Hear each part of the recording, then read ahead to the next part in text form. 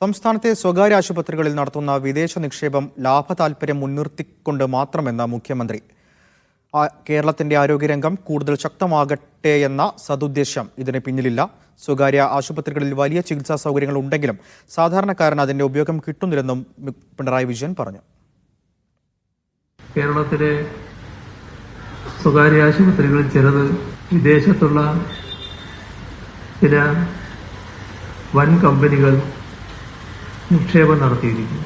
കേരളത്തിന്റെ ആരോഗ്യമേഖല കൂടുതൽ ശക്തമാകട്ടെ എന്ന സൗദ്ദേശത്തിന്റെ ഭാഗമായല്ല ആ നിക്ഷേപം വന്നിട്ടുള്ളത്. ആ ചികിത്സാ ചെലവിന്റെ ഭാരം താങ്ങാനാവാത്ത തരത്തിൽ വർദ്ധിക്കുകയാണ്.